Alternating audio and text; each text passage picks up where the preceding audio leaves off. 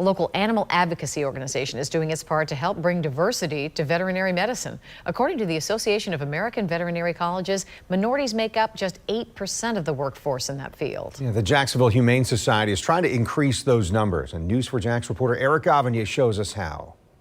Well, this is my dog Port. Pet owners such as myself come in all shapes, sizes, and ethnicities. But the veterinarians we take our pets to aren't always as diverse. That is why the local Humane Society is doing its part to bring more diversity to that field of medicine. 17-year-old Diamond Canada, 17-year-old Isis Cornley, and 17-year-old Savannah Davis are all seniors at Frank H. Peterson Academy on the west side, and all three have an interest in caring for animals. I've just always grew up around animals. Like, that's all I've really known, sort of. I was just like, I want to work with pets. Like, this is something that I want to do. Making sure like an animal's life is like the best they can have.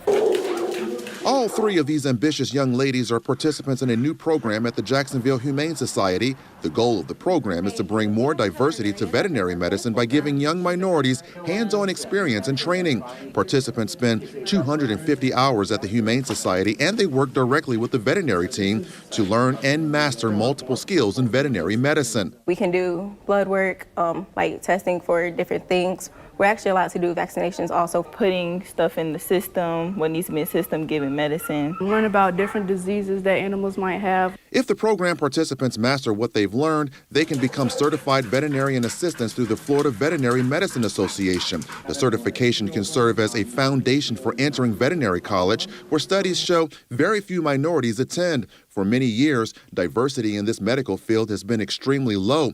Currently, minorities only make up 8% of the veterinary workforce across the U.S. What was the problem?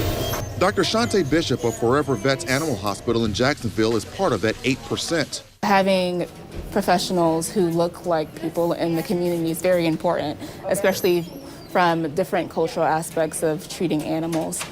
Culturally, animals mean a lot different things to different people. Dr. Bishop says most people decide to become veterinarians at a young age, but when there is a lack of exposure to this medical field, it's hard to know that the career option is even a possibility for them. This diversity program is paid for by a $10,000 grant awarded to the Humane Society from the First Horizon Foundation, an organization that donates money to other organizations to promote education, arts and culture, and health and human services. In this case, that donation was the fire that ignited the flame of hope for these young ladies who dream of one day owning their own vet practice. To see it and actually be a part of it and be able to do this while we're in high school is just like really amazing for us. Amazing because it's a stepping stone to their desired career. Now, to give you an idea of the lack of diversity in that field of medicine, Dr. Bishop is only one of 2 African-American veterinarians in Jacksonville.